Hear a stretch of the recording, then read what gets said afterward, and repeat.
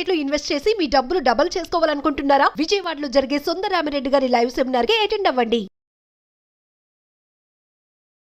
నమస్తే, welcome to Suman TV. ప్రస్తుతం మనతో పాటు ఉన్నారు స్టాక్ మార్కెట్ అనలిస్ట్ సుందరరామిరెడ్డి గారు. నమస్తే సార్. నమస్తే మ్యామ్. సార్, మీరు చాలా వీడియోస్లో చెప్పారు లాంగ్ టర్మ్ ఇన్వెస్ట్మెంట్స్ అనేవి మంచి రిటర్న్స్ ఇస్తాయని చెప్పేసి. మరి లాంగ్ టర్మ్ ఇన్వెస్ట్మెంట్స్లో స్మాల్ క్యాప్లో ఇన్వెస్ట్మెంట్ చేస్తే ఎలాంటి రిజల్ట్స్ ఉంటాయంట? అసలు మంచిదే అంటారా? డెఫినెట్గా ఇండియా సంబంధించి మాత్రం స్మాల్ క్యాప్స్లో మైక్రో క్యాప్లో ఎంత ఎక్కువ ఇన్వెస్ట్ చేస్తే అంత రిటర్న్స్ వస్తాయండి. మీరు డైరెక్ట్ స్టాక్ పిక్ చేస్తే లాస్ అవుతారేమో కానీ ఇండెక్స్ ఇన్వెస్ట్మెంట్స్ కానీ లేదా మ్యూచువల్ ఫండ్ రూట్లో కనుక వెళ్తే కనుక ద బెస్ట్ రిజల్ట్స్ ఎప్పుడు కూడా ఈ స్మాల్ అండ్ మైక్రోలోనే వస్తాయి అనమాట. ఎందుకంటే ఇండియా చాలా ఫుల్లీ డైవర్సిఫైడ్ ఎకానమీ. ఇది అది జియోగ్రఫీ పరంగా కావచ్చు, లేకపోతే పాపులేషన్ పరంగా కావచ్చు, రిక్వైర్మెంట్ చాలా యూనిక్గా ఉంటాయి అనమాట. అమెరికా లాంటి అడ్వాన్స్ కంట్రీలు ఏంటంటే మెగా క్యాప్సే బాగా పర్ఫామ్ చేస్తాయి, స్మాల్ క్యాప్స్ పర్ఫామ్ చేయవు అక్కడ. బట్ ఇండియా అలా కాదు, న్యూ లేటెస్ట్ టెక్నాలజీ మొత్తం కూడా స్మాల్ క్యాప్స్ నుంచి వస్తాయి అనమాట. ఫర్ ఎగ్జాంపుల్ ఇప్పుడున్న డేటాలో 2019 దగ్గర నుంచి 2024 మధ్య మనం చూసామనుకోండి, 5 సంవత్సరాల ప్రోగ్రెస్లో 2019లో టెలికామ్ స్మాల్ క్యాప్లో ఉన్న స్టాక్స్ యొక్క మార్కెట్ క్యాపిటలైజేషన్ 3,400 కోట్లు ఉంది. 24లో అది 53,000 కోట్లు అయిందండి. అంటే 73% CAGR. అంటే గ్రోత్ ఏ రేంజ్లో ఉండే చూసుకోండి. ఇంత గ్రోత్ నువ్వు లార్జ్ క్యాప్లో మనం ఎక్స్పెక్ట్ చేయలేము. లార్జ్ క్యాప్లో ఇంత పెద్ద గ్రోత్ మనం ఎక్స్పెక్ట్ చేయలేం. భారతీయ ఎయిర్టెల్ డెవలప్ అవడానికి ఇంకా 5 ఏళ్ళ నుంచి 10 ఏళ్ళు పట్టిద్దండి. రిలయన్స్ డెవలప్ అవ్వాలంటే ఈజీగా 5 ఏళ్ళు పడుతుంది. ఎందుకంటే అవి ఆల్రెడీ చాలా పెద్దవి, అక్కడ నుంచి గ్రోత్ ఛాన్స్ చాలా తక్కువ ఉంటాయి. బట్ స్మాల్ క్యాప్లో ఏముందంటే అన్ని యూనిక్ ప్రొడక్ట్స్ అయ్యి చాలా కొత్త ప్రొడక్ట్స్, యూనిక్ ప్రొడక్ట్స్ అనమాట అవన్నీ. సో న్యాచురల్గా గ్రోత్ ఉంటుంది, ఫాస్ట్ గ్రోత్ ఉంటుంది అనమాట వాటికి. అలాగే ఆయిల్ అండ్ గ్యాస్ చూసామనుకోండి, స్మాల్ క్యాప్లో వాటి మార్కెట్ క్యాపిటలైజేషన్ 7,000 కోట్లు ఉండేది, ఇప్పుడు చూస్తే అది 50,000 కోట్లు అయింది. గ్రోత్ చూడండి, అంటే 48% చొప్పున CAGR పెరుగుతుంది ఆ సెక్టర్ స్మాల్ క్యాప్స్లో. ఇంత ఫాస్ట్ గ్రోత్ మళ్ళీ అగైన్ లార్జ్ క్యాప్లో ఉండవు. అలాగే టూరిజం సంబంధించి కావచ్చు, కన్జ్యూమర్ డ్యూరబుల్ కావచ్చు, ఏరోస్పేస్ డిఫెన్స్ కావచ్చు, మెజారిటీ ఏరోస్పేస్ అండ్ డిఫెన్స్ మొత్తం కూడా మిడ్ స్మాల్లే ఉన్నాయండి 90% ఇండియాలో. అది మోస్ట్ హ్యాపీనింగ్ సెక్టర్. ఇది గవర్నమెంట్ వాళ్ళు ఎక్కువ కంపెనీస్ మొత్తం డిఫెన్స్ అన్ని ఇస్తున్నారు. అంతెందుకు ఎలక్ట్రానిక్స్ మ్యానుఫ్యాక్చరింగ్ సర్వీసెస్ అన్ని కూడా అన్ని స్మాల్ మిడ్డే ఉన్నాయి ఇండియాలో, లార్జ్ క్యాప్ ఒక్కటి కూడా లేదండి. అందుకని గ్రోత్ ఛాన్స్ ఎక్కువ ఉంటుంది సెక్టార్స్ స్మాల్ అండ్ మైక్రో మిడ్లో ఎక్కువ ఉంటుంది, లార్జ్ క్యాప్ లేదు. ప్రాబ్లం ఏంటంటే లార్జ్ క్యాప్ అంటే ఇండియాలో 100 ఇంకా ఎనీ పాయింట్ ఆఫ్ టైంలో 100 కంపెనీస్ లార్జ్ క్యాప్ అంటే అంత డెఫినేషన్ మార్చటల్లా. అందుకని ఎక్కువ గ్రోత్ అంతా స్మాల్ క్యాప్స్లో ఉంటుంది అనమాట. అంటే మోర్ ఎవర్ ఈ ఇండెక్స్లో కూడా ఎక్కువ స్టాక్స్ ఉంటాయి. అందుకని న్యాచురల్గా ఎక్కువ ఉన్నప్పుడు ఏముంది, రిస్క్ తగ్గిపోద్ది, మినిమైజ్ అవుద్ది అనమాట. అందుకని ఇండియా సంబంధించి మైక్రో అండ్ స్మాల్ క్యాప్స్ లో రిటర్న్స్ ఎక్కువ వస్తాయి లాంగ్ టర్మ్ పాయింట్ ఆఫ్ లో. బట్ వాలటిలిటీ కూడా ఎక్కువ ఉంటుంది, ఎందుకంటే సైజ్ తక్కువ కాబట్టి పట్ట స్టార్ట్ అయితే ఫస్ట్ క్విక్ గా లోవర్ సర్క్యూట్కి వెళ్ళిపోతాయి అనమాట. అందుకని వాలటిలిటీ ఎక్కువ, రిటర్న్స్ ఎక్కువ.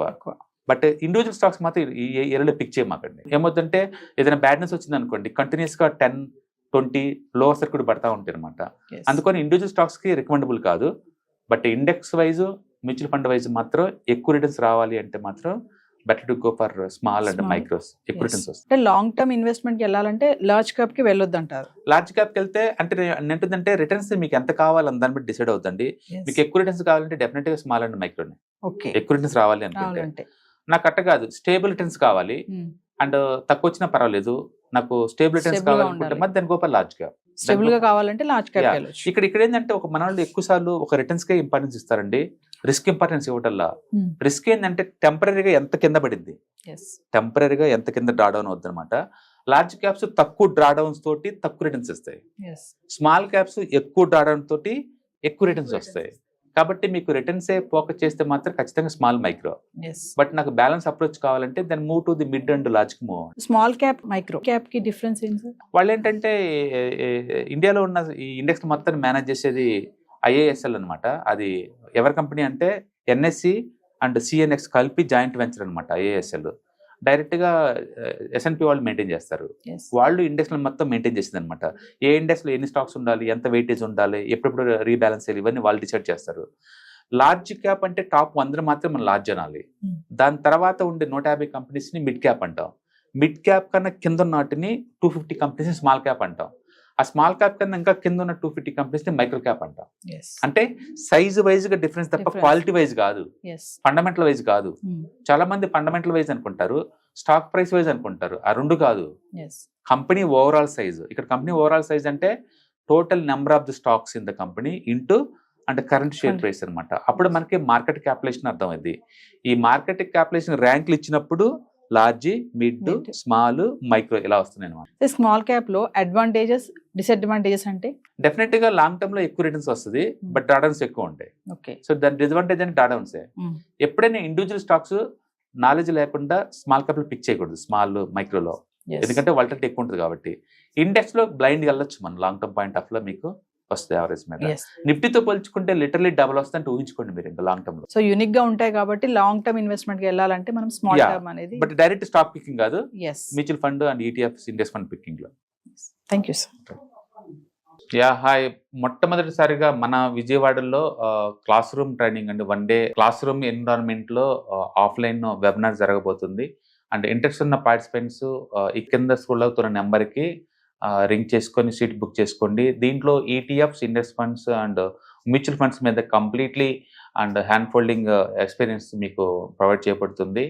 దీని ద్వారా ఏంటంటే మనం ఎసెట్స్ని స్టాక్ మార్కెట్లో ఎలా మేనేజ్ చేసుకోవాలి, ఎలా గ్రో చేసుకోవాలి, ఎలా ప్రొడక్ట్ చేసుకోవాలో అంటే ప్రాక్టికల్గా నేర్చుకుంటారు.